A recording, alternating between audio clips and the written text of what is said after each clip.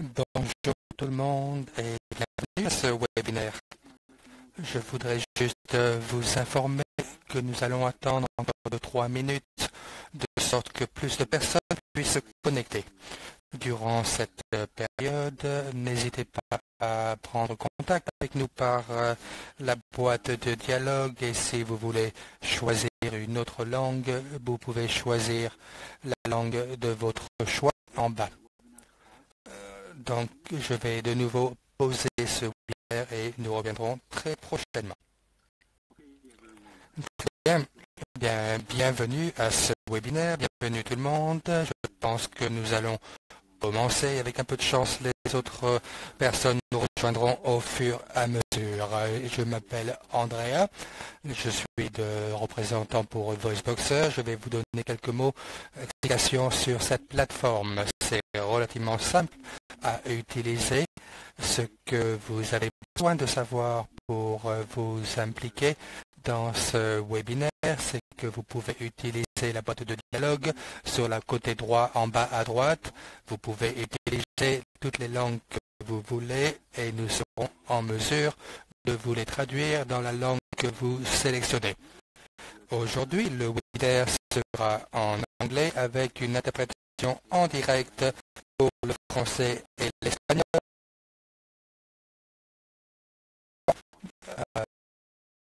En bas, sur la barre en bas au milieu, si vous avez besoin de support technique pour quelques difficultés audio que vous rencontriez, vous pouvez cliquer sur le point d'information qui se trouve en bas à gauche. Et je vais maintenant passer la parole à Cindy qui va vous présenter ce séminaire. À vous la parole, Cindy. Bonjour, bon après-midi, bonsoir à tout le monde présent où que vous soyez. Donc, nous sommes bienvenus à ce webinaire sur la séance 3 sur les finances climatiques et les droits des femmes. C'est organisé par Both Hands et par l'organisation GAG, également soutenue par le Fonds mondial Wallace. Je sais que c'est une semaine assez très chargée. On s'attend à avoir de nombreuses personnes qui participent à ce webinaire pour célébrer la Journée internationale de la femme. Je m'appelle Cindy Coltman. Je travaille pour Both Hands, une organisation caritative sur les droits humains basée à Amsterdam. Nous travaillons sur les questions de l'environnement et sur l'égalité des femmes et des hommes. Et je vais être la personne qui organise, qui modère aujourd'hui avec deux, trois collègues qui m'accompagneront dans ce webinaire. Notre but est de regarder un peu plus en profondeur sur ce qu'on entend par le financement pour les questions d'ordre du climat et les droits des femmes. Ce webinaire pour permettre d'accéder à des financements et de développer, de créer des organisations avec et de la manière où, comment et si c'est possible de s'engager, soit par le suivi des flux de financement qui viennent dans votre pays par rapport à des projets d'atténuation ou par rapport à des groupes de pression ou des différents projets qui peuvent être créés, ou si vous essayez d'accéder dans des projets de communauté. C'est sur lequel nous allons nous concentrer aujourd'hui. Avant de commencer, Andrea vous a dit quelques mots sur cette nouvelle plateforme. Pour nous, c'est la toute première fois que nous utilisons cette plateforme. C'est parce que nous recevons des demandes pour pouvoir offrir ce service en différentes langues. C'est très excitant, stimulant, un petit peu intimidant aussi parfois, mais cela nous permet d'avoir une interprétation en direct avec plusieurs langues, et donc pour nos sœurs et nos collègues de partout dans le monde. Avant de commencer, juste un petit point qui a été mentionné par Andrea, parce que c'est une nouvelle plateforme, vous allez pouvoir rencontrer qu'il n'y a pas réaliser qu'il n'y a pas de possibilité de lever la main. Donc c'est la raison pourquoi de cela, c'est que nous comptons sur la boîte de dialogue et que cela est diffusé en langue simultanée. Donc si vous voulez poser une question de manière anonyme, vous pouvez soumettre la question ou le commentaire par la boîte de dialogue.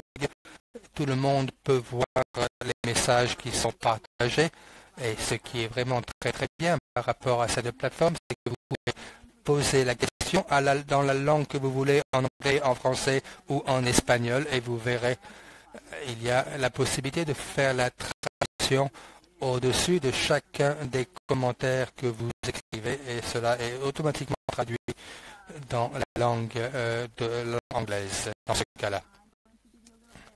Donc je vais vous donner une petite présentation sur l'ordre du jour. Aujourd'hui, nous allons utiliser les premières minutes de ce webinaire avec trois intervenants sur une perspective sur comment faire parvenir le financement, l'argent aux personnes dans le cadre du Fonds vert pour le climat et un accès direct amélioré. Et ce sont des horaires très différents pour deux de nos intervenants, et le premier de ces intervenants sera mademoiselle Miss Bolor Leguyen, qui est la directrice du programme du projet MONES, le fonds de financement des femmes de la Mongolie. Et elle va vous dire un petit peu comment le parcours a été pour eux, comment ils sont impliqués dans le pays qu'ils représentent. Ensuite, la deuxième intervenant sera M. Raju Pandrit Chetri, directeur exécutif du Centre de ressources créées. Et Raju va vous parler de développement d'un accès au niveau national pour le financement. Un projet pilote qui est en cours, qui est un accès direct amélioré pour pouvoir accélérer et améliorer cet accès au financement. Ensuite, nous aurons Madame Lisa Andon, directrice adjointe, et Monsieur William Koska, le directeur du MCT, le Micronesia Conservation Trust. C'est une organisation que de nombreux d'entre nous ont célébré dans la société civile, parce que l'année dernière, ils ont eu trouvé le succès pour obtenir une accréditation complète pour le FCV, le Fonds du vert du climat. Il est 1h du matin chez eux, mais leur histoire est extrêmement importante sur ce QST, en particulier sur ce sujet des financements et des fonds d'accès aux fonds. Ils ont en fait préenregistré leur présentation, et c'est celle-ci que nous allons pouvoir écouter et voir. Et pour ceux d'entre nous qui sont familiers, nous essaierons de répondre aux questions qui surgissent suite à la vision de cette vidéo, et nous serons ravis d'y répondre. Et entre les différentes présentations, nous vous donnerons l'opportunité de poser des questions en passant par la boîte de dialogue, et une fois que les trois intervenants ont fait leur présentation, on ouvrira la discussion à tout le monde et pour avoir une discussion ouverte. Avant que je passe la parole à Bolor, notre premier intervenant, peut-être pour ceux d'entre vous qui sont nouveaux dans cette série, concernant les connaissances qui ont été partagées lors des deux premiers webinaires. Je ne peux pas vraiment faire justice en quelques mots, mais juste pour vous donner un aperçu, une idée. Vous pourrez alors décider si vous voulez revoir ou voir en ligne ces deux premiers webinaires. Ce sont les sujets dont nous avons discuté. Le premier webinaire était une introduction au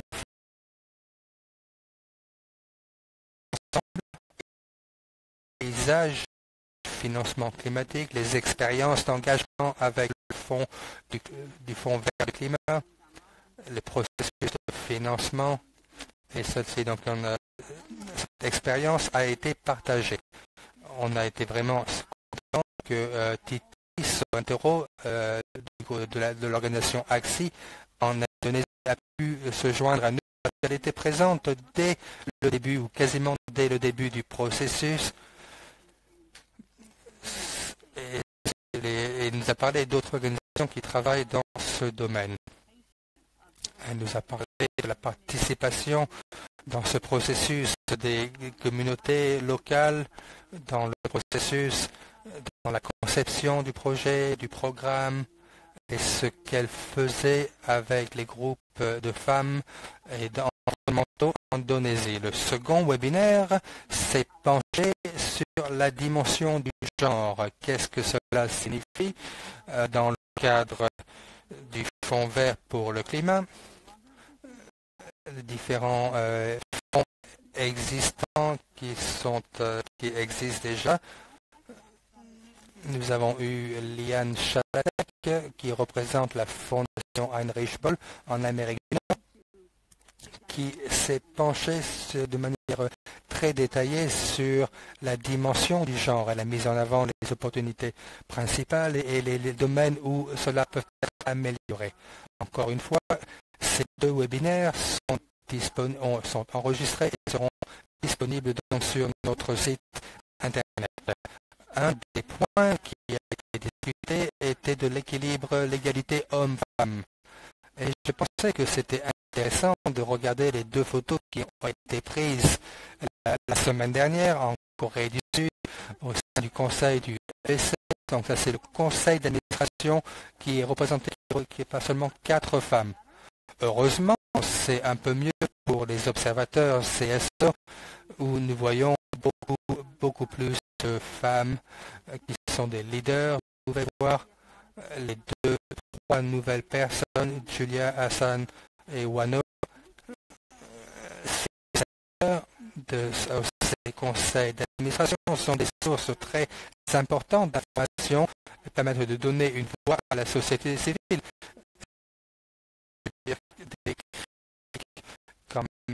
Par rapport à la manière où ces décisions sont prises. Notre prochain webinaire est prévu le 12 avril à la même heure. Il va se concentrer sur la stratégie d'organisation pour influencer, contrôler et suivre de près le financement climatique. Et le dernier webinaire de cette série-là, qu'on sera organisé le jeudi 10 mai, sur le financement pour l'équité entre les sexes. Maintenant, j'aimerais accueillir Bolor Legem qui va vous donner sa présentation lors de la préparation de ce webinaire. J'ai été vraiment frappé comment cela est pour tout le monde, un parcours à différentes couches. Donc je pense que vous trouverez que c'est intéressant pour vous de voir comment ce parcours a évolué et continue de se développer pour cette organisation. Je lui passe la parole. Bonjour. Bonsoir tout le monde. C'est le soir. Je suis très content de pouvoir participer à ce webinaire.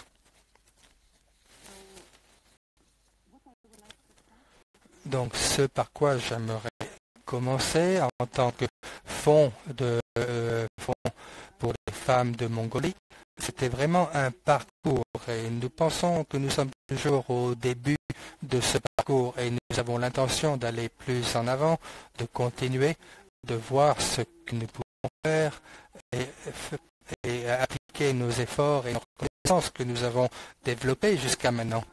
Donc très rapidement, pour ceux d'entre vous qui sont nouveaux, qui ne sont pas familiers avec notre association MONES sur les femmes de Mongolie, une petite introduction. Ça a été organisé, ça a été créé en 2001, elle a été créée en 2001 en tant que membre de Prosperan, un fonds international de financement.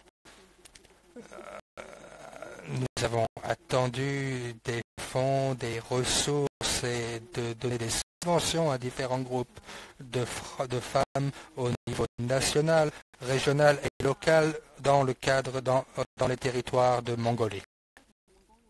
Notre travail en Mongolie se concentrait vraiment sur l'amélioration des droits des femmes.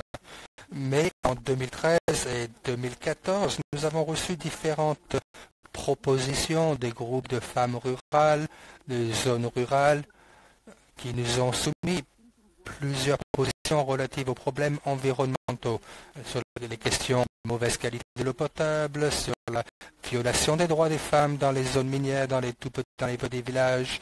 Nous étions vraiment surpris de recevoir ces propositions dans notre organisation. Notre concentration n'était pas vraiment intéressée par cette étendue de sujet, mais parce que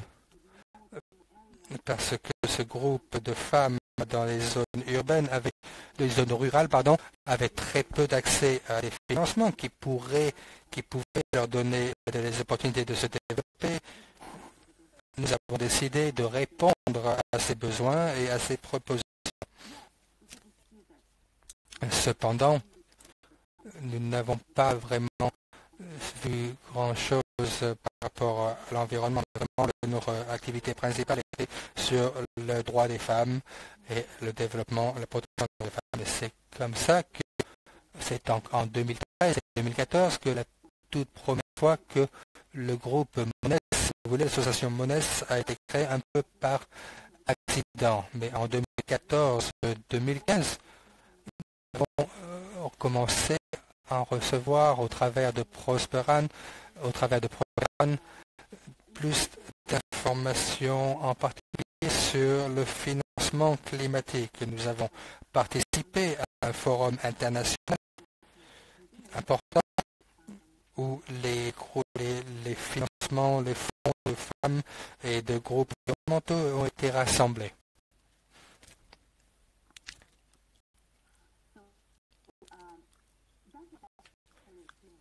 Donc ça va être vraiment une bonne expérience pour nous.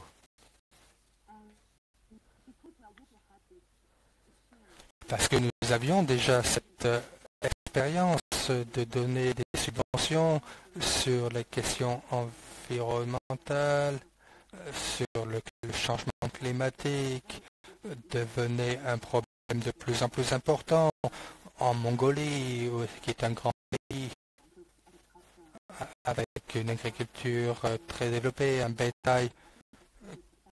Nous avons alors décidé de vraiment s'engager dans ce secteur.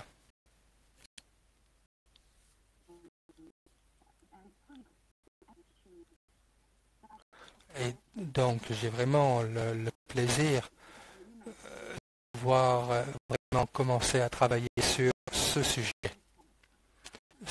sur le fond vert du climat. Au début, nous n'étions pas très familiers, encore une fois, je le répète. On commençait, mais grâce à Prospera, le réseau Prospera, et grâce à cette participation, mais difficile quand même, à cette conférence internationale, nous avons commencé à développer et à construire notre connaissance dans ce domaine. Nous avons été en mesure de faire une étude documentaire en Mongolie concernant la réponse que nous pouvions apporter aux questions climatiques. Mais encore une fois, comme nous n'avions que très peu d'expérience, nous avons engagé un consultant qui nous a aidés dans ce domaine. Et en même temps, nous avons commencé cette étude sur cette stratégie. On s'est intéressé sur le cadre de travail qui existait sur le changement climatique et de voir ce que nous pouvions faire en prenant compte des sexo-spécificités. Nous avons engagé l'aide de spécialistes dans ce sujet également. Donc, en conséquence de ces deux études, nous n'étions pas tout à fait sûrs que c'était vraiment la meilleure première étape à prendre. On s'est penché sur d'autres personnes compétentes au cadre de notre réseau. Donc, nous nous sommes connectés, qui nous a aidé à identifier des fonds de climat vert comme un des domaines importants. On les a donc communiqués avec eux, mais pour nous, tout était nouveau. Pour nous, on était bombardés par toutes ces informations, donc cela ne nous a pas tout à fait convaincus dès le début.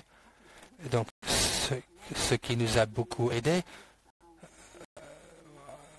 on a eu la chance de retrouver un soutien amical au niveau international qui nous a vraiment apporté beaucoup d'aide et de compréhension.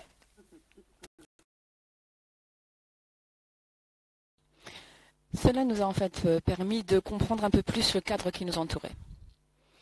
Nous avons également conduit différentes études et il y a eu plusieurs points qui ont été trouvés suite à cette étude. Par exemple, les groupes de femmes n'ont pas un accès direct au financement du FVC disponible pour la Mongolie. Je pense que nous ne sommes d'ailleurs pas les seuls.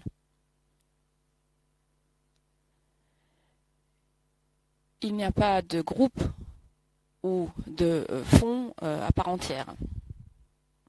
Également, nous avons trouvé autre chose, à savoir que les groupes de femmes ont un accès limité au financement que les autres organisations internationales reçoivent du FVC.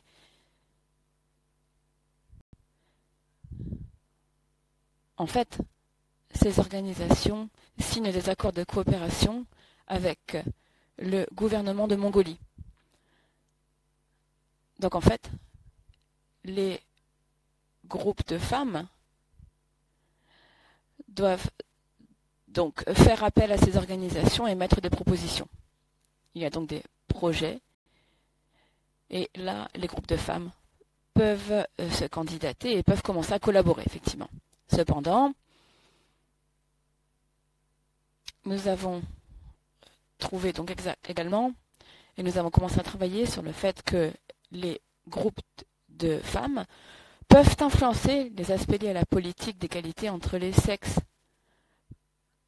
quant au financement du FVC en Mongolie. Donc, d'un côté, nous avons été assez déçus de voir qu'il n'y avait pas d'accès direct au financement et que pour pouvoir amener le changement, pour pouvoir contribuer à la promotion et à la protection des droits des femmes, eh bien, cela, il y a beaucoup de projets, de politiques, et que c'est parfois difficile d'y accéder. Par conséquent, nous avons donc commencé à travailler pour trouver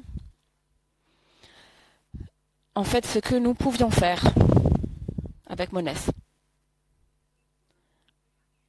En fait, nous ne savions pas du tout quelles étaient les connaissances, les ressources que nous avions à disposition. Ça a été en fait le début d'un processus avec donc de réflexion sur ces problèmes tels que les problèmes environnementaux, etc. Et ça nous semblait tellement éloigné de nos préoccupations en fait. Ce qui était donc bon au niveau de la stratégie, ça a été en fait de développer grâce à Internet, etc. Et grâce à Lan Chanatek, qui était également une personne avec qui nous avons communiqué, et c'est également Cochline. Nous sommes très heureux qu'ils nous aient aidés, qu'ils nous aient fourni leur soutien, leurs commentaires. Nous nous sommes concentrés en fait sur quelques points. Alors, tout d'abord, il est très important d'avoir une réserve d'experts et donc d'experts sur le genre et de formateurs nationaux, toujours sur la dimension du genre, qui puissent traiter de la concrétisation de la politique d'égalité. nous avons effectivement un document qui est très important, qui indique que tous les projets qui sont financés, qui ont trait à l'environnement et sa protection, doivent en fait incorporer un volet concernant l'égalité des sexes au niveau national. Donc ça, c'était un document clé que nous avons pris comme point de départ, une sorte de ligne directive. Et cela nous a vraiment aidé à influencer les décideurs au niveau national. Cependant, bien sûr, alors c'est important l'égalité des sexes. Il y a de grosses structures, mais l'égalité des sexes, c'est également quelque chose sur lequel nous devons recueillir, je dirais, des connaissances. Nous avons donc commencé à travailler sur donc cette réserve d'experts, de formateurs nationaux. Au début de ma présentation, en fait, j'ai parlé de la première étape de notre chemin, de notre parcours. Maintenant, nous avons donc cette réserve d'experts nationaux et nous travaillons de concert sur cette expertise et ces connaissances que dont nous devons disposer, bien sûr, pour pouvoir répondre aux différentes questions que nous attachons. Nous avons également commencé à identifier une série de propositions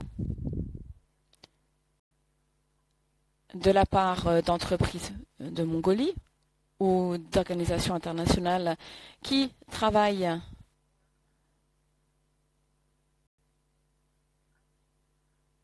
Alors, je vois qu'il y a un commentaire ici. Est-ce que l'audio fonctionne correctement? Ah, ça marche, d'accord, on me confirme. Puisque c'est un nouveau domaine, en outre, donc après, avec cette réserve d'experts, nous avions besoin en fait de méthodes pour savoir comment nous pouvions intégrer et mettre en œuvre ce plan d'action pour l'égalité des sexes. Puisque chaque proposition provenant du niveau national qui va être utilisée pour le financement climatique doit contenir une session sur la façon dont on intègre l'égalité des sexes, comment on s'attache à cette question. Il faut que ce soit approuvé, bien sûr. Par conséquent, pour cette possibilité de pouvoir participer dans le développement de propositions, pour pouvoir contribuer donc sur cette question de l'intégration de l'égalité des sexes aux propositions, nous avons donc identifié des autorités au niveau national qui mettent en œuvre, ou plutôt, qui sont en fait des organisations nationales et qui sont responsables de communiquer donc sur l'égalité des sexes. Donc ici, c'est le ministère de l'Environnement pour nous, au Népal. Nous l'avons vu pour pouvoir contribuer aux différentes propositions, pour pouvoir contribuer avec différentes entreprises. On doit vraiment avoir une relation avec le ministère de l'Environnement, qui est donc, comme je le disais, l'organisme désigné. Nous pouvons également, donc avec ce ministère, accéder aux propositions. Et lorsque nous avons commencé à travailler avec donc le ministère, nous avons vu qu'il y avait une unité qui était donc désignée dans le ministère de l'Environnement et qui pouvait en fait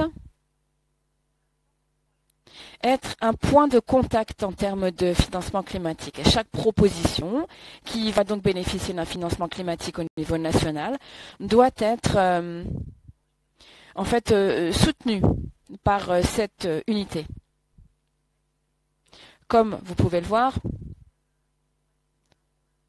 donc c'est le processus qui a eu lieu avec notre étude de nos connaissances sur la façon dont cette structure de financement est mise en œuvre au niveau national. Et nous avons donc pu identifier ces unités ou ces organisations dont je parlais qui en fait pouvaient vraiment fonctionner et qui pouvaient vraiment travailler sur ces propositions.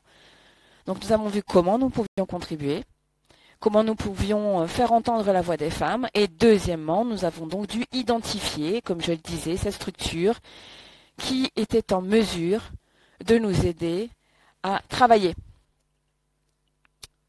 Donc, travailler pour cette organisation, ce n'est pas tout à fait donc le travail qu'on peut connaître d'habitude, puisqu'on travaille en fait de l'extérieur. On aide, on recommande. Et ça, nous pensons que c'est une possibilité vraiment de coopérer, de pouvoir établir cette relation, cette collaboration et de pouvoir travailler de concert. Et nous pensons d'ailleurs que c'est la meilleure stratégie possible. Lorsque nous avons commencé les discussions avec le ministère de l'Environnement, avec donc cette unité qui est un point de contact au sein du ministère, nous avons vu qu'ils sont également intéressés. Ils souhaitent participer donc à différentes réunions.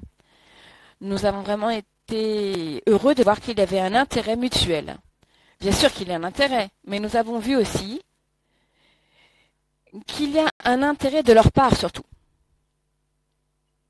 Et comme je disais, il y a une unité spécialisée au ministère de l'Environnement qui partage donc des connaissances avec nous sur l'égalité des sexes et ils reconnaissent que quelque chose doit être fait à ce sujet. Ils ne savaient pas vraiment quoi faire avec ces connaissances puisqu'ils n'avaient pas travaillé sur cette question auparavant. En revanche, alors ils connaissaient plus ce que c'était la question de genre. Quels sont les droits humains, par exemple? Que faire? Où sont ces groupes de femmes? Et donc pour eux, c'était un petit peu la même chose que pour nous. Et c'était un sujet totalement nouveau. Et donc nous les avons en fait contactés. Ils ont été heureux de nous aider. Ils ont exprimé donc, comme je le disais, leur intérêt. En fait, ce n'était pas seulement comme si nous demandions avec insistance, ils ont vraiment souhaité collaborer avec nous. C'est donc une part très importante de notre parcours. Et je crois en fait que donc identifier le partenaire idéal qui pourra avoir l'autorité ou qui a le pouvoir d'effectuer les décisions, ça c'est vraiment très important. Alors, cependant, Monnet, c'est donc un groupe pour le financement. On aide donc les groupes de femmes, on fournit de l'aide aussi aux militants. Et donc, ces groupes de femmes est une part essentielle donc, sur notre parcours. On a été invité notamment à faire profiter de notre expertise sur cette question et il faut qu'il y ait un expert en égalité des sexes. Ça, c'est très important. Donc nous avons une réserve d'experts et de formateurs nationaux, mais c'est aussi important de parler de ces femmes, donc sur l'égalité des droits des femmes aussi.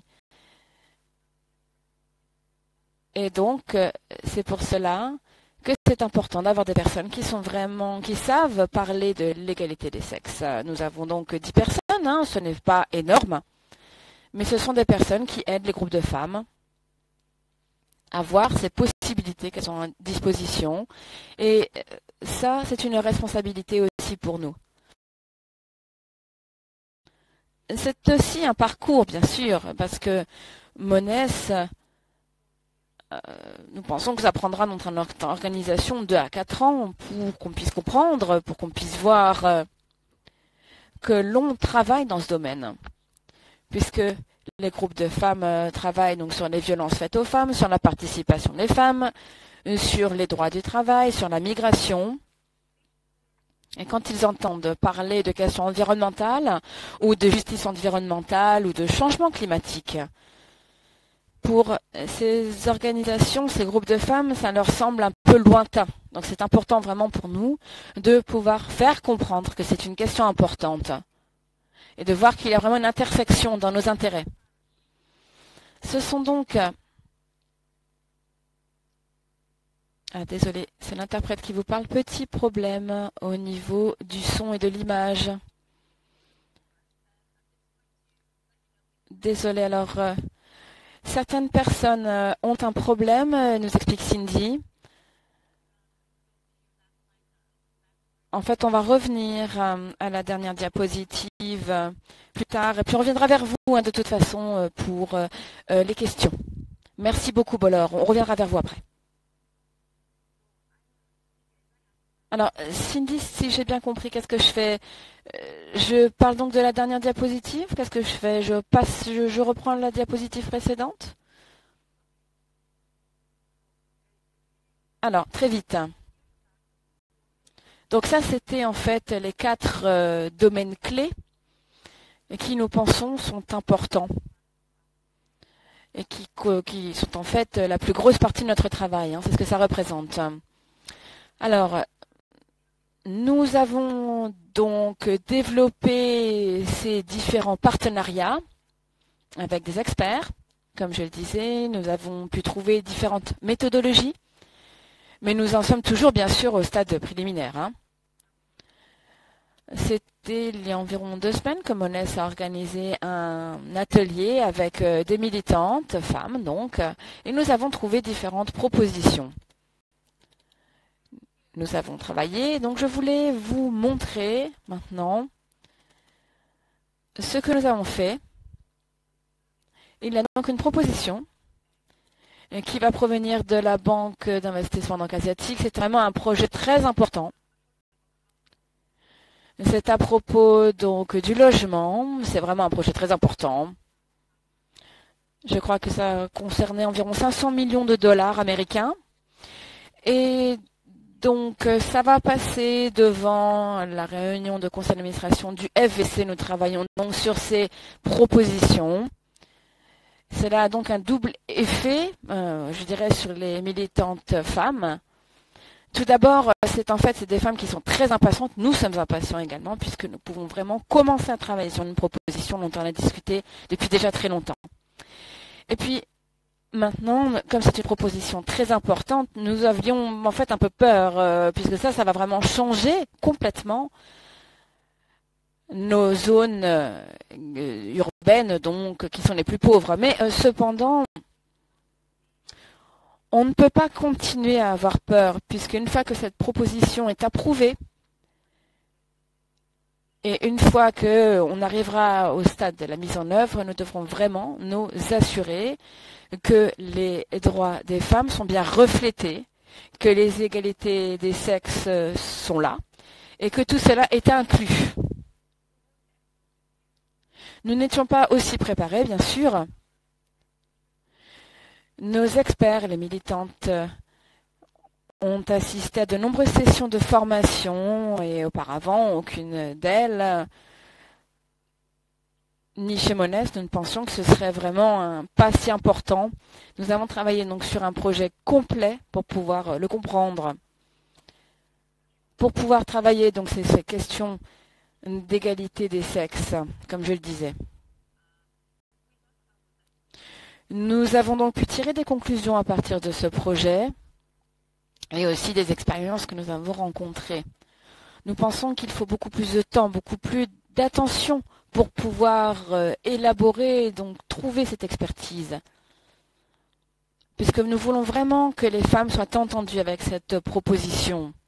Bien sûr, il y a des experts un peu partout qui ont été dans différentes organisations qui ont été engagés, mais je suis sûre que la plupart de cette expertise vient de l'étranger. Par conséquent, c'est vraiment notre responsabilité de travailler pour nous assurer vraiment que les voix des femmes mongoliennes sont entendues et font partie également de cette plateforme, de cette discussion d'opinion, et que l'on entend bien leur voix. Nous avons donc pu tirer des conclusions, et à savoir que nous devons donc avoir une expertise supplémentaire, et qu'il faut aussi que cette expertise repose donc sur des propositions importantes. Cette fois-ci, c'était 500 millions de dollars américains, peut-être que ce sera un peu moins la fois suivante, peut-être 200 millions, mais c'est toujours important. C'est un chiffre conséquent. Alors, il faut non seulement donc répondre sur ces sections, sur l'égalité des sexes également, mais aussi il faut pouvoir fournir des commentaires sur les plans d'égalité des sexes par rapport à la totalité des propositions, pas seulement en réponse, je dirais, à des petites sections. Mais il faut vraiment pouvoir en fait comprendre, il faut qu'on le puisse s'identifier et que l'on puisse donc fournir d'excellents commentaires par rapport aux propositions, des commentaires qui soient plus, vous savez, en fait, d'un niveau plus élevé, je dirais. Nous ne sommes pas, je dirais, totalement satisfait avec le niveau de réponse. Mais cependant, c'était notre première expérience. Donc, nous avons envoyé nos commentaires. Une autre réunion s'est tenue. Nous avons donc décidé de ce que nous devions faire. Il y a donc beaucoup de travail à faire.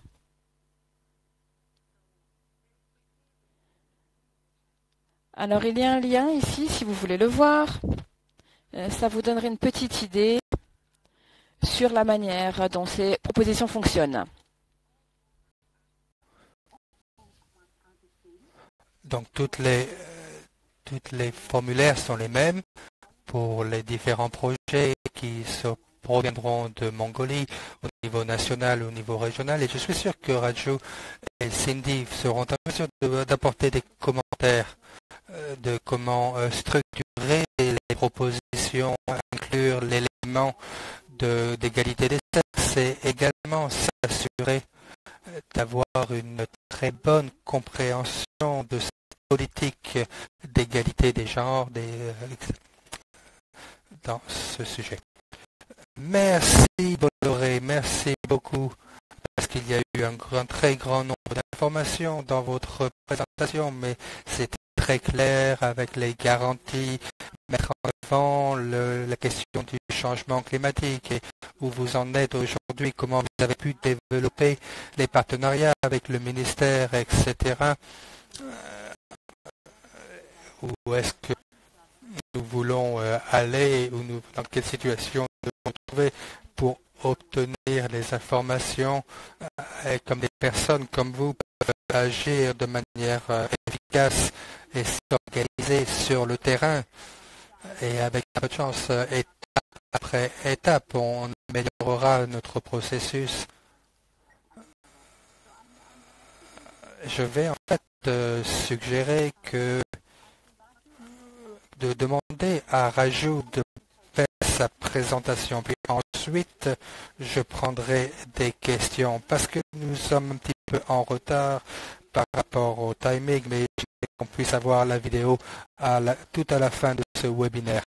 Raju, vous pouvez maintenant prendre la parole et qui va vous parler donc sur une période de 10 à 15 minutes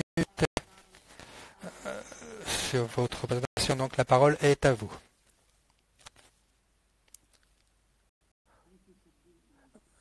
Merci Cindy. Bon.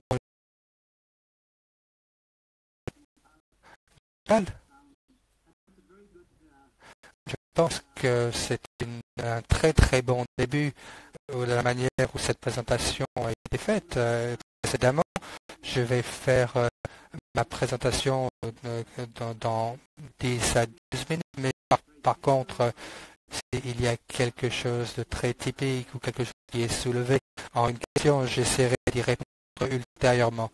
Mais peut-être que le technicien peut également m'aider avec les diapos. Je ne vois pas mes diapos à l'écran. Est-ce que le technicien peut faire le nécessaire?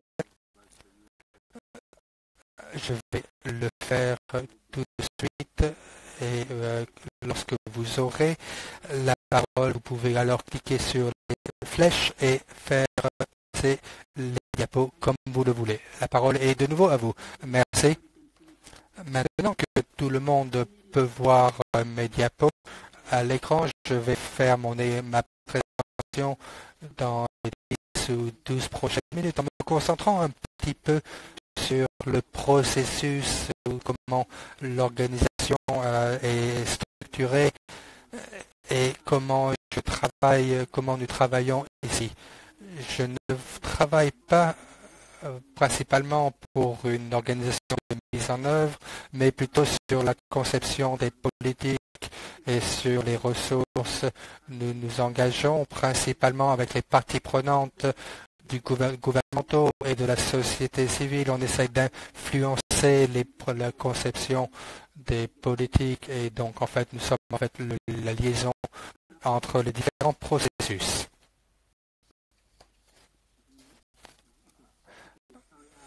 Très bien. OK.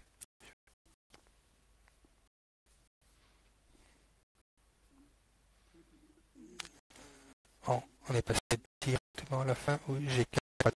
Allez, c'est parti.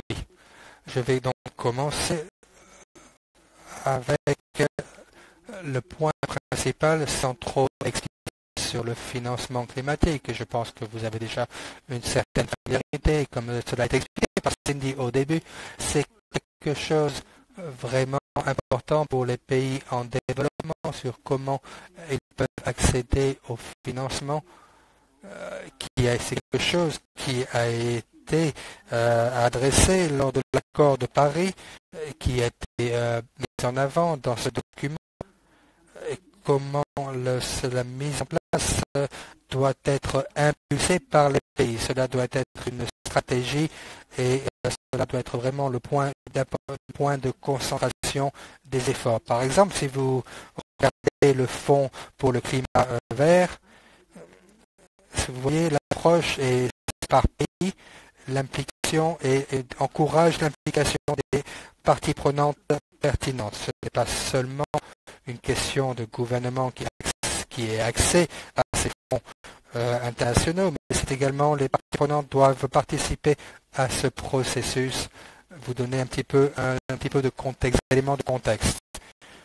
Donc, afin d'obtenir cet accès, ce n'est pas donné à tout le monde. Vous devez être un organisme soucieux d'obtenir cette accréditation. Vous devez donc obtenir l'accréditation dans un premier temps. Il y a un certain nombre de points fondamentaux de critères qui doivent être respectés. Par exemple, il y a des modalités d'accès direct, il y a des garanties sociales et environnementales qui doivent être apportées, ainsi que des éléments de politique sur les genres, comme vous pouvez le voir sur les diapos. C'est très important, mais vraiment, pour passer et réussir dans ce processus, il existe deux types d'organismes. Donc des organismes de modalité d'accès direct, c'est-à-dire des organismes nationaux, et également des modalités d'accès internationaux. Il y a 6 critères d'investissement qui seront évalués sur comment les projets que vous proposez, les programmes que vous proposez peuvent réaliser et obtenir ces buts que vous cherchez. C'est une approche en matière d'accréditation adaptée à l'objectif recherché. Il y a un certain nombre d'aspects qui doivent être respectés, qui doivent être suivis. Si c'est selon la taille, c'est de l'organisation, si c'est une petite organisation, de petite taille, moyenne ou large. Bien sûr, ici, je crois que je parle un peu plus vite. Je vais essayer de ralentir. Vous pouvez le voir sur le diapo. Quels sont les objectifs, la taille du projet, si vous voulez, les risques, les catégories de risques environnementaux et sociaux qui ont été identifiés lors de ce passage dans ces soumissions d'offres.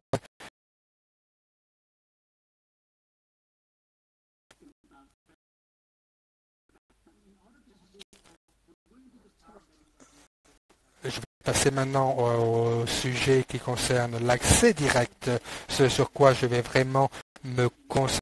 C'est un concept qui fait l'objet de luttes acharnées pendant de nombreuses années. Il y a toujours eu des organisations qui défendent différents intérêts et ont toujours eu un accès.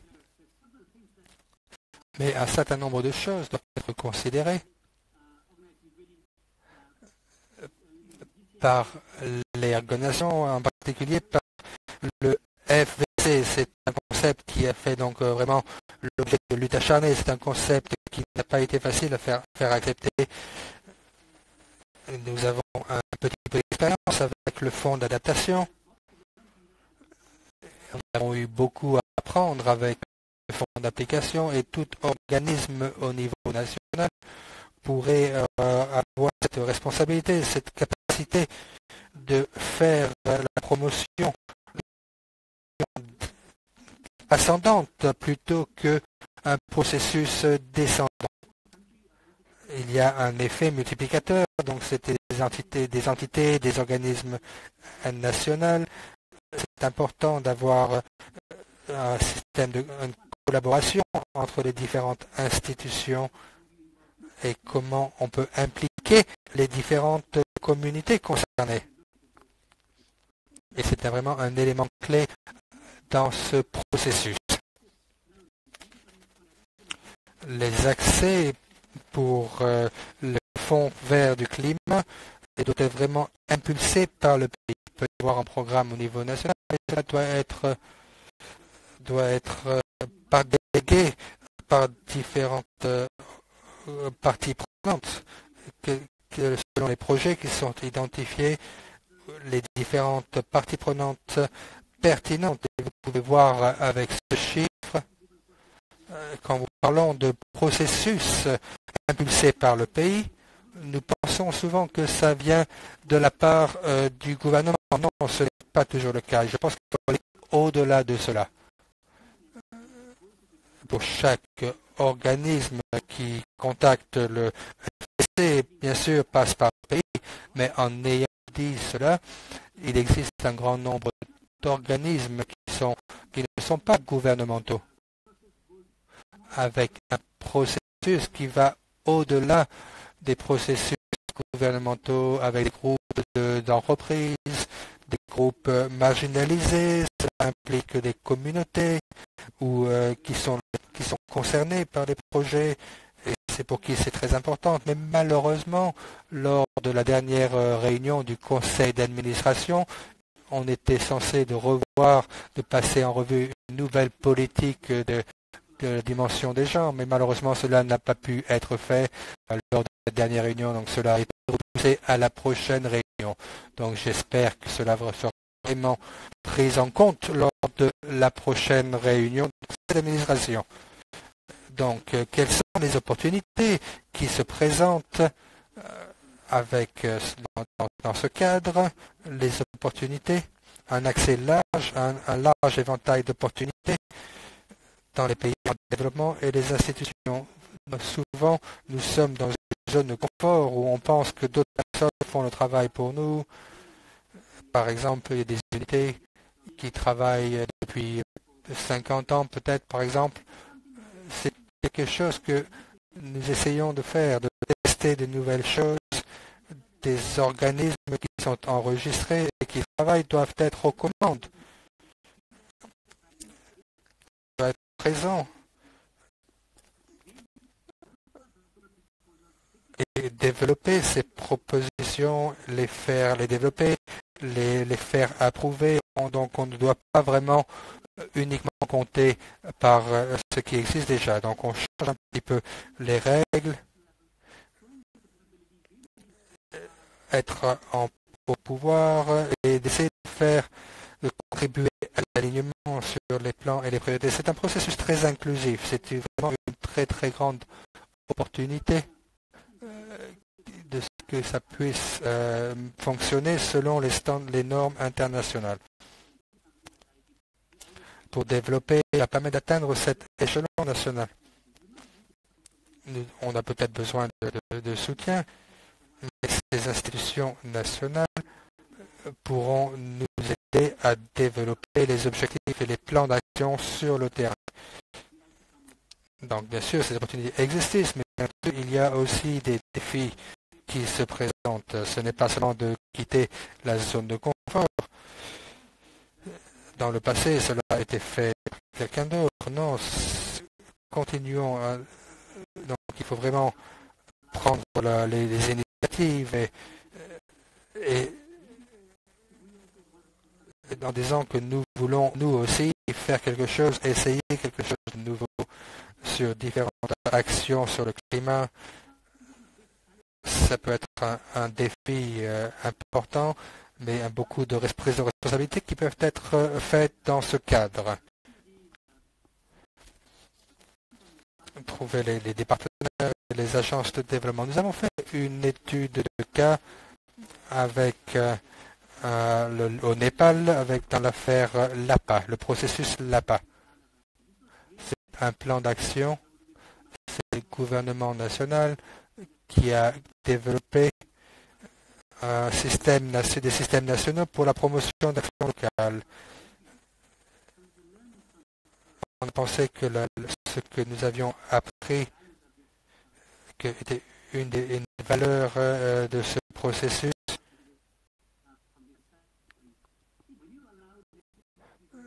quand vous donnez la permission aux institutions nationales de prendre la parole, de prendre l'initiative, on regarde plutôt des systèmes à l'échelon national.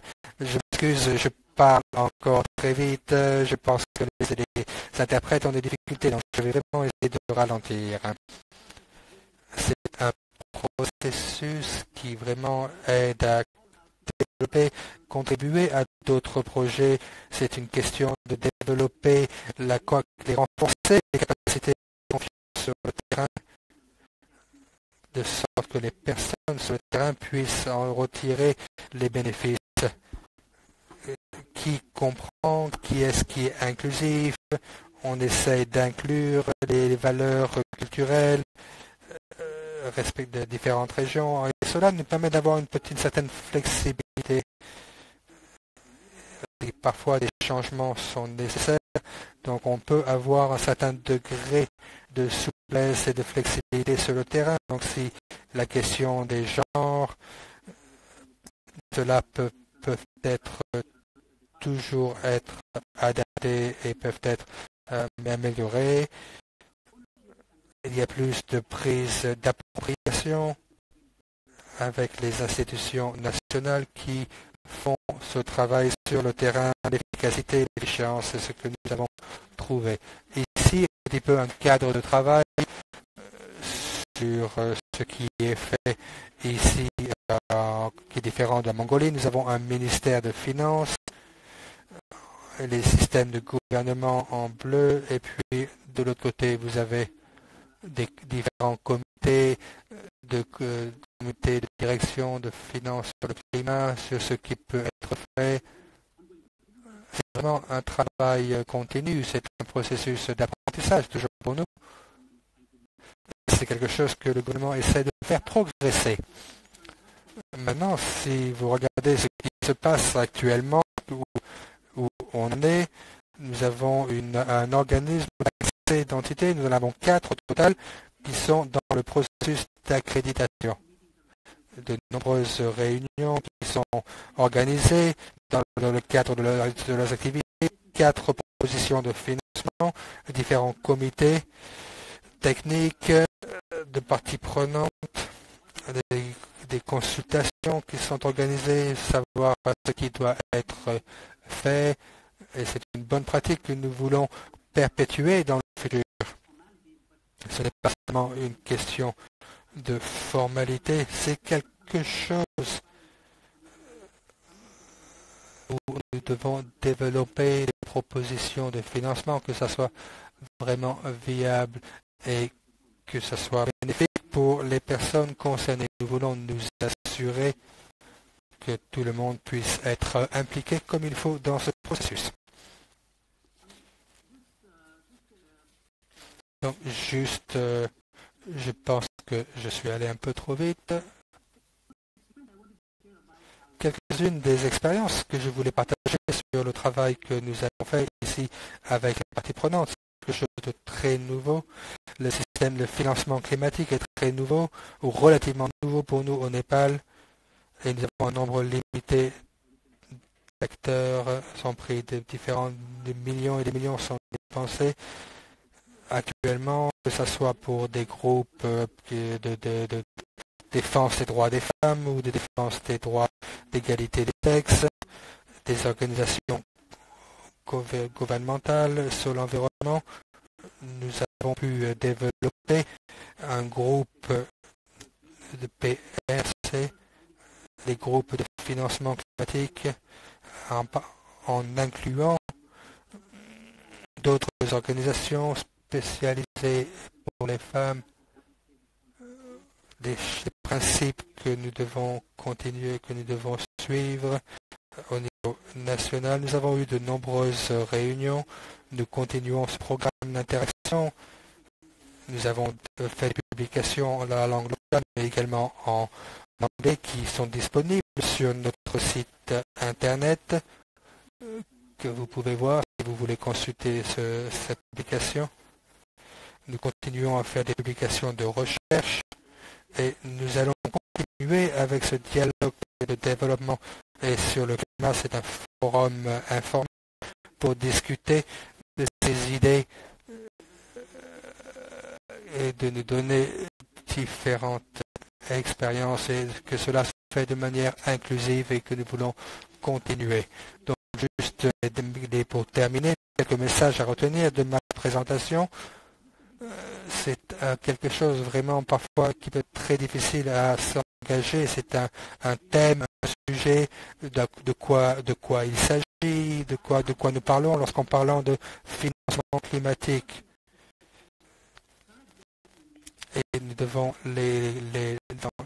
dans la section, dans le domaine de financement des finances générales ou les finances spécifiques au climat. C'est important que nous organisions des réunions régulièrement, que nous invitions des intervenants en incluant des représentants du gouvernement, organiser des événements et continuer à s'aider mutuellement et développer nos capacités. C'est quelque chose à quoi nous devons nous préparer, organiser des réunions de pression, les représentants du gouvernement et les organismes accrédités, et bien sûr aussi informer et inviter les représentants du gouvernement et autres parties prenantes au travail et les familiariser au travail du groupe que nous faisons. Donc le point de climat, les différents projets peuvent être faits selon différentes modalités. Par une soumission d'offres avec les populations autochtones, les différents projets, mais des projets qui n'ont peut-être pas toujours fait. Le FCV, qui est un projet très ouvert, c'est un organisme très ouvert, donc les modalités sur ce que nous avons fait dans le passé, c'est que tous les organismes internationaux travaillent pour nous, on essaie de s'éloigner de ce modèle, et on essaie de donner plus d'importance et de pouvoir aux communautés locales, aux parties prenantes, aux groupes de protection des femmes, des droits des femmes, que leurs droits soient respectés et que ce niveau d'engagement doit être fait dès le début. C'est très important, c'est essentiel et c'est la raison même qui doit être définie par le FBC, de la Banque mondiale, les différents fonds, autres agences non gouvernementales qui sont disponibles. C'est important que ces nouveaux fonds disponibles, que tout soit élément inclusif, soit vraiment considéré, les organismes nationaux, quel que soit le sujet et la proposition qui doit être soumise, doit vraiment être mise en place, mise en œuvre sur le terrain et nous assurer en place.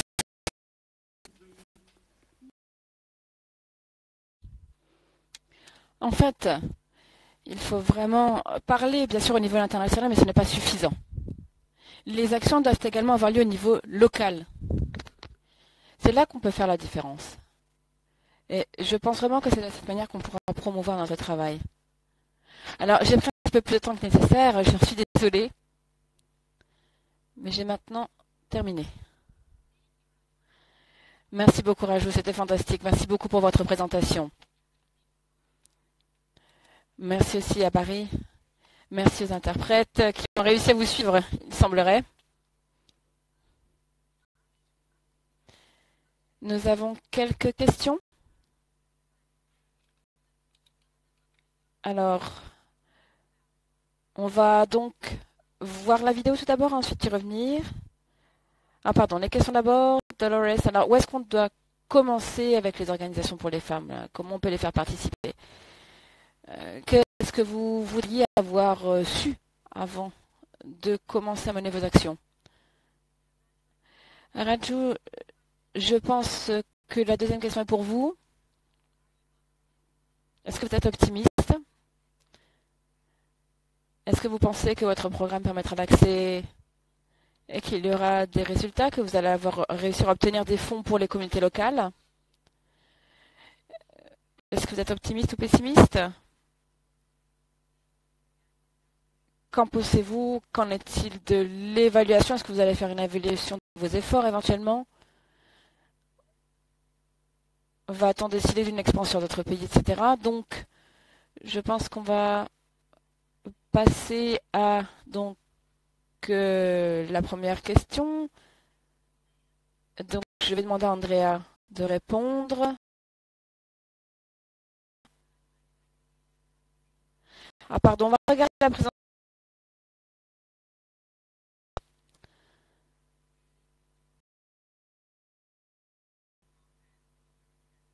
présentation très intéressante,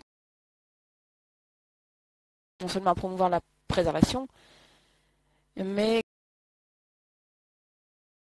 maintenant, par le fonds international.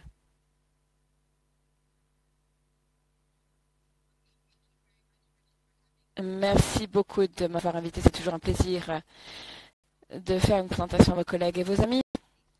Je m'appelle Lisa Renan-Handen et je travaille donc au Fonds de conservation de Micronésie.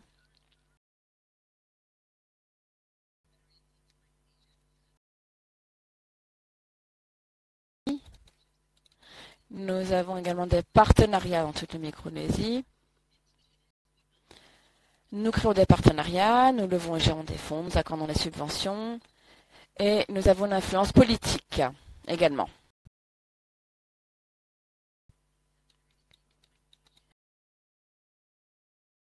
Établi, comme je le disais, en Micronésie. Alors, pour vous donner une petite idée de ce qu'est ce pays,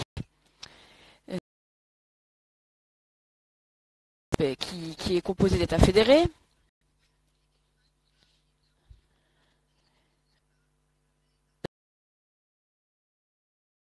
dollars américains. Et nous avons également réussi à collecter des fonds de la part d'un NGO de conservation micronésienne. Nous avons des partenariats également et le gouvernement nous aide.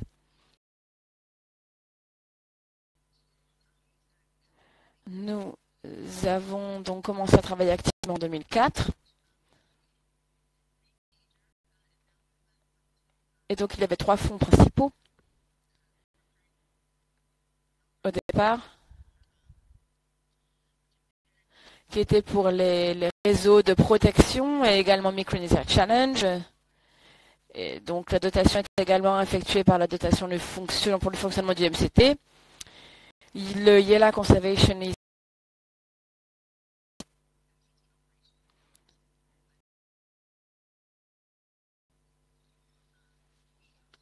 nous qui sont conseillés.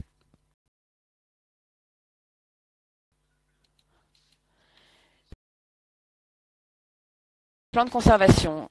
L'interprète s'excuse, le son ne fonctionne pas très bien.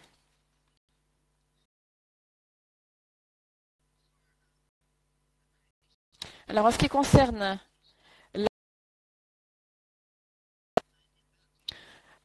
donc nous avons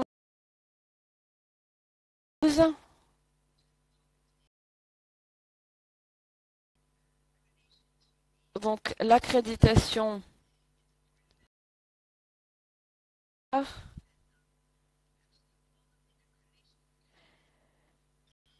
que les interprètes s'excusent vraiment, c'est très très difficile d'entendre l'orateur.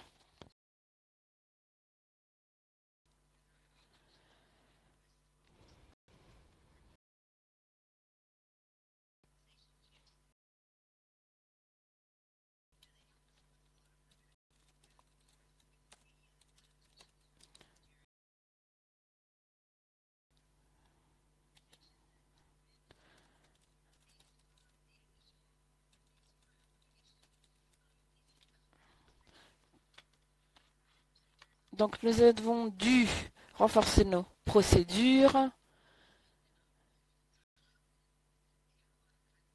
Il y avait donc beaucoup d'inquiétudes au départ pour trouver des partenaires. puisqu'il fallait en fait lever des fonds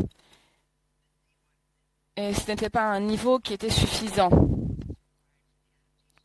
Il n'y avait pas vraiment de processus qui fonctionne. On devait vraiment démontrer que nous pouvions gérer gérer les récompenses, etc., tout ce qui nous était alloué en fait. Il nous est également indiqué qu'il fallait qu'il y ait une fonction de modération. Et donc, il y a eu beaucoup d'allers-retours.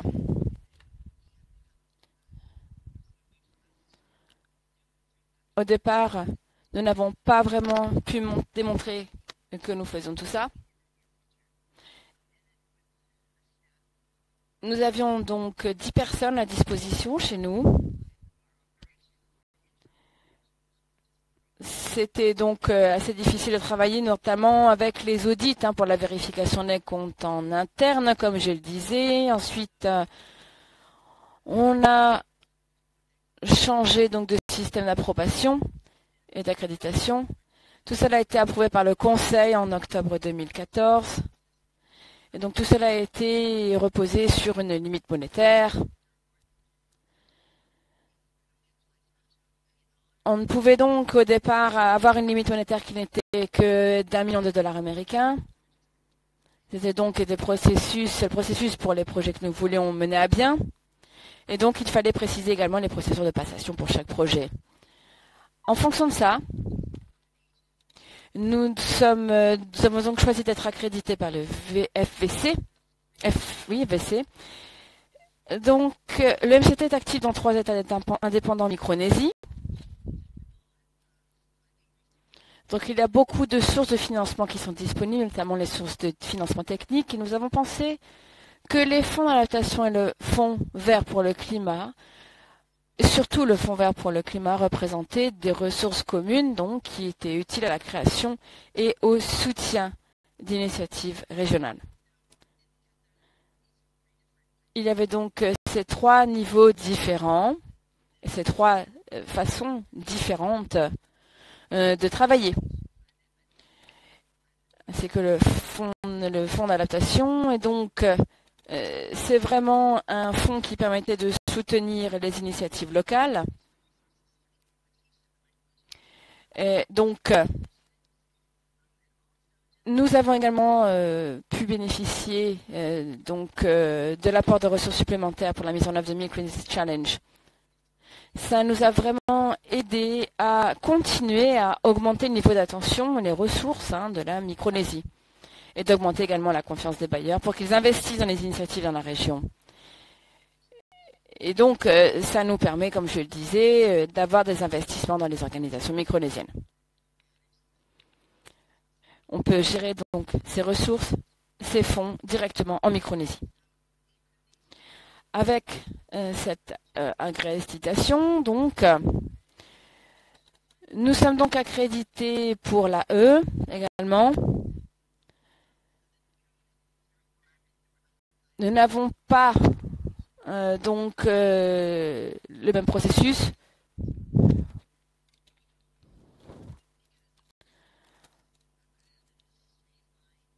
Bien sûr, il y a un processus assez simple pour l'adaptation, pour l'accréditation. En fait, nous avons... Sarah, t'es vraiment désolée, le son est un peu difficile. Il est un peu difficile d'entendre. Donc on a pris l'offre de la part de cette audit qui a été fait en mars 2016 par PricewaterhouseCoopers, qui a fait l'évaluation des écarts par rapport à l'accréditation. On a vu lors de cette évaluation, on a voulu prétendre que nous allions au travers au processus régulier. Donc on a fait une évaluation des écarts sur l'ensemble de l'accréditation, du processus d'accréditation, et pour savoir si nous voulions avoir un traitement accéléré ou pas. Cette évaluation des résultat de cette évaluation des UCAR a indiqué qu'il y a toujours un problème avec nos processus d'audit en interne. Nous travaillons avec le secrétariat du FVC. On a également travaillé sur les procédures de gestion financière qui doivent être modifiées, sur les mandats des points qui restent à résoudre sur les politiques de communication. On a reçu des soutiens par rapport à ce point, l'atténuation politique d'atténuation des risques sociaux, environnementaux, et donc tout cela a été adressé et on a fait des progrès. J'ai oublié de le mentionner dans la présentation. Nous avons un plan d'action que nous voulons sur lequel nous travaillons, pour lequel on a besoin d'assistance, de soutien, d'appui pour gérer ces différents points. Le secrétariat du FVC nous a presque encouragé à soumettre notre demande dans la forme où elle était, telle qu'elle était, parce qu'elle voulait vraiment qu'on prenne avantage, qu'on tire avantage sur les différentes priorités d'accès au financement. Et dans l'Asie-Pacifique, la région Asie-Pacifique, cet organisme pour 2016 et 2017. Donc lorsque le président du conseil d'administration du FVC nous a dit qu'il y avait à la fin décembre et que nous a été accrédité en juillet 2017. Donc depuis, nous sommes accrédités et en fait c'était donc la liste des points à résoudre, à régler était beaucoup moins importante et beaucoup moins longue, et donc il y avait 5 éléments. Sur ces 5 éléments, 3 d'entre eux ont déjà été améliorés, et nous sommes prêts à faire des demandes, à soumettre des demandes en résumé ou en synthèse. Quels étaient les obstacles principaux que nous avons rencontrés, les défis, disons. Le manque d'expérience était le plus important de la part par rapport à l'adaptation du fonds d'adaptation, et avec le fonds FVC, le conseil d'administration du fonds d'adaptation n'a pas vraiment considéré les petites organisations comme la nôtre, donc il y a eu pas mal d'allers-retours entre nous et le secrétariat et le personnel du secrétariat qui ont travaillé pour nous apporter comme en tant que partisans pour que cela puisse se réaliser, avec 3 options, une processus simplifié avec le soutien de différents partenaires qui travaillent avec nous, qui sont familiers avec ce type de questions, vraiment un grand nombre d'allers-retours. Nous avons reçu beaucoup de soutien sur ce processus et des normes d'accréditation régulière. On a reçu des aides de l'ordre de 1 à 2 millions de dollars, mais nous n'avons en fait jamais fait de subvention. Nous n'avions pas cette expérience, et que nous n'aurons pas dans le futur proche, parce que nous n'avons pas vraiment beaucoup de capacité d'absorption sur le terrain avec nos partenaires. Mais cela est en train d'être développé. On reçoit beaucoup d'aide de la part, encore une fois, du FVC et du fonds d'adaptation pour les 2 programmes, afin de continuer à améliorer ces améliorations de capacité continue. En matière de facteurs de succès, nous avons reçu le soutien de différents partenaires sur le terrain, l'aval et l'appui de gouvernements locaux, de différents partenaires, OGN, beaucoup d'engagement des 2 secrétariats, donc pour le fonds d'adaptation et du FVC. Ils ont été vraiment très impliqués dans le processus. Ils nous ont vraiment encouragés à aller de l'avant, à faire le saut de l'avant, et nous ont donné des conseils précieux et nous ont bien orientés dans la bonne direction. Le conseil d'administration du FVC a déclaré les priorités concernant cette accréditation pour 2016 et 2017 pour l'accès direct et pour la région qui nous concerne. Et donc cela vraiment a été en notre faveur. Les agences de développement national étaient engagées, étaient proactifs dans la nomination et de nous apporter, ils étaient vraiment un soutien fort, engagé pour inclure dans la consultation, dans les différents ateliers pertinents et autres réunions qui nous concernaient. La participation dans ces dialogues structurés, cette présence lors des conseils d'administration, nous avons appris beaucoup de choses sur les politiques et les processus. Nous avons développé notre réseau de manière considérable et à me rencontrer avec le secrétariat à de nombreuses reprises. En concernant les leçons que nous avons apprises, c'était vraiment une question de persévérance et il ne fallait pas laisser tomber, abandonner pour les choses qu'on ne pouvait pas changer au niveau de l'organisation, par exemple. Vous savez, par rapport au suivi de de différents projets, de l'ordre de différents millions, comment pouvoir suivre cela de manière appropriée. Nous voulions vraiment être accrédités de toute façon. Donc c'est important vraiment de poser la question dès que possible, de saisir toute opportunité qui se présente. Et même quand vous n'êtes pas sûr, il ne faut pas avoir honte ou avoir peur de demander de l'aide et de modifier si cela est nécessaire pour pouvoir répondre aux besoins en question. De la manière où nous performons dans l'adaptation du fonds d'adaptation pour que ce soit que nous puissions préparer les différentes demandes et que cela soit fait, le suivi, l'orientation était appropriée et le soutien de la part des organismes pertinents. Nous avons traité le processus d'adaptation comme étant un processus d'auto-évaluation. De cette manière, nous avons pu développer, nous avons fait des modifications pour nos politiques d'approvisionnement, mais nous n'avions pas de fonction d'audit en interne. Et finalement, nous avons fait seulement des changements qui étaient essentiels pour notre organisation.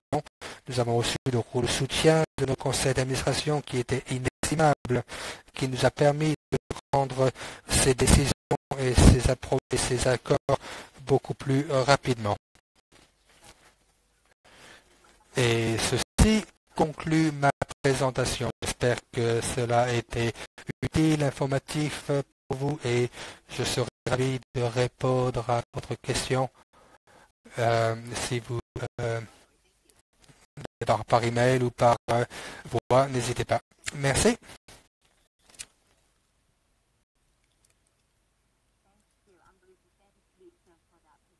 Merci beaucoup pour votre présentation. Elle était vraiment fantastique. Cela a été enregistré et de pouvoir partager tout cela avec nous. Je crois qu'un des points qui a été souligné est directement en ligne avec ce que Titi Alconso avait mentionné dans le passé, comment c'est important que la relation avec les agences de développement national, ADN, qui sont les organismes qui travaillent sur les accréditations, sur les objections et les contacts avec les différents secrétariats. C'était vraiment très important. Ce sont des partisans qui sont là pour vous aider.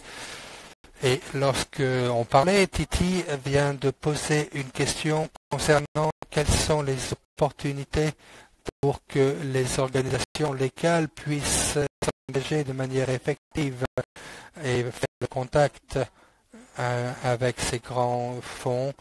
Peut-être que je vais demander à une dame de prendre la parole et de répondre à cette question. Peut-être que en même temps, bon, on va commencer par cette question.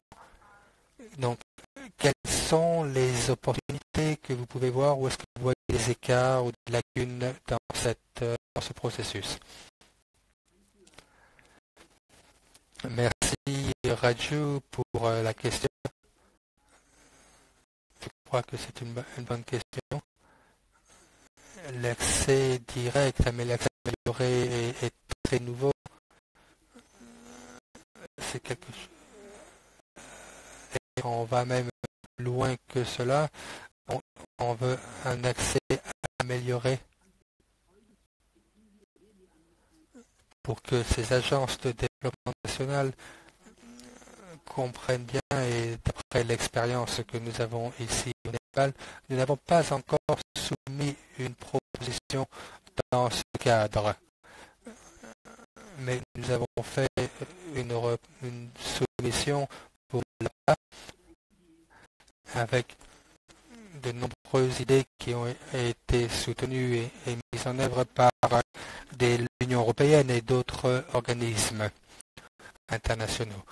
Donc, c'est important de décider ce que vous voulez faire, mais vous devez déléguer et le laisser faire au niveau local, de sorte que l'organisme local peut faire une annonce. Nous avons un objectif, un besoin particulier qui a été identifié dans une communauté particulière. Nous aimerions que vous, en tant qu'organisme local et observateur,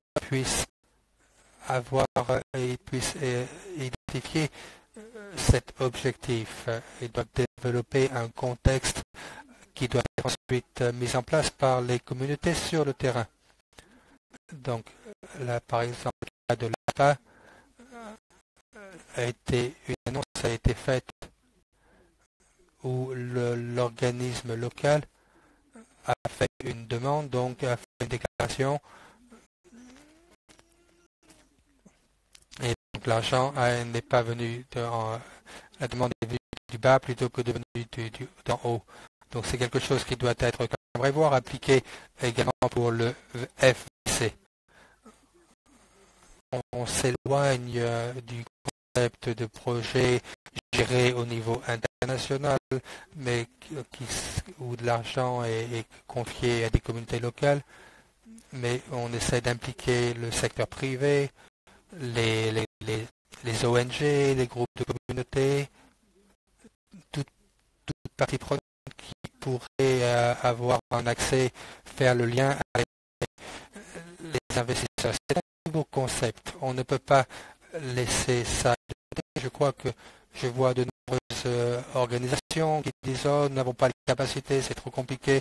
C'est comme s'ils essayaient de trouver des excuses pour ne pas accepter cette aide. C'est quelque chose qui est très cher pour moi, ce concept de EDA, qui est quelque chose qui me donne beaucoup d'accès direct amélioré, qui donne du pouvoir aux organisations locales et nationales en disant que nous pouvons nous voulons respecter nos engagements climatiques et que cela soit réalisé. Bien sûr, cela va être une lutte à différents niveaux. Et ça va également être une bataille avec les agences de développement nationales. Vous avez également, vous laissez tomber, vous abandonnez une partie de votre pouvoir en faveur de quelqu'un d'autre.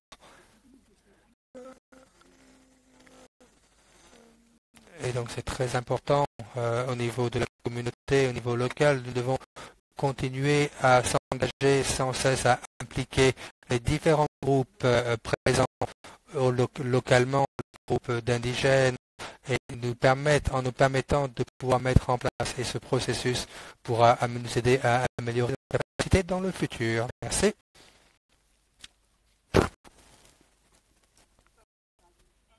Très bien, Raju. Je pense que vos commentaires soulignent vraiment ce que Lisa disait. La persistance, c'est quelque chose qui est très clair. Persévérance dans le suivi avec des prenantes impliquées, faire des groupes de pression, et que donc vous recommandez vraiment cela, et c'est ce que vous faites déjà là-bas au Népal. Donc je peux imaginer que plus nous allons partager comment cela se fait, nous pouvons nous assurer que cela soit plus facile pour les personnes qui commencent tout juste le processus. C'est aussi, je pense, la question quand on parle de renforcement de capacité, quand on parle de s'engager. Alors, il y avait donc une question, mais je pense qu'on va peut-être répondre à cette question de façon un peu plus poussée lors du prochain webinaire. Alors, je pense qu'on devrait en parler aux observateurs, hein, notamment quant à la surveillance et le passage du national au local. Je pense donc qu'on va s'en tenir là pour l'instant. Mais je voulais en tout cas profiter des 2-3 dernières minutes pour en profiter pour faire une déclaration. Hein. Alors, je pense que dans les présentations, on a vu en fait donc en fait, où devaient aller les femmes lorsqu'elles souhaitaient s'engager, que devaient faire les groupes de femmes.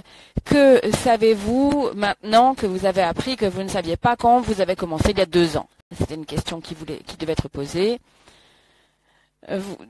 Donc je vais donner 2 minutes pour qu'on puisse répondre à cette question en fait. Et c'est à vous alors. Oui, merci. En fait, j'ai appris pas mal de choses, mais je vais surtout me concentrer sur les apprentissages principaux. Puisque de toute façon, on a discuté du reste. Alors, c'est en fait de chercher activement une expérience nationale. Puisqu'il y a tellement d'OSC qui ont fait du travail, qui ont la connaissance à disposition. Bien sûr, il y a des recommandations qu'ils peuvent proposer, des stratégies également. Surtout sur la manière dont on peut émettre des recommandations au niveau national. Et dont on peut vraiment passer au niveau ensuite, je dirais, international. Donc ça aide. Ça aide toutes les femmes, je pense. Il faut aussi apprendre des femmes que l'on représente. Il ne faut pas vouloir, je dirais, prendre la main au niveau national. Mais il faut plutôt qu'il y ait une collaboration. Donc ce n'est pas seulement nous qui devons travailler au niveau national, il s'agit d'une collaboration du niveau international au niveau national. Et en fait, pour cela, on n'a pas besoin de restreindre la collaboration aux groupes de femmes internationaux. Puisque, comme Raju l'a dit, c'est quelque chose d'assez nouveau, on continue à apprendre, surtout pour les groupes de femmes. Et donc, il faut vraiment essayer de trouver, à collaborer avec les organisations internationales et aussi à apprendre à collaborer avec les autres. Et je pense que ça, c'est très important.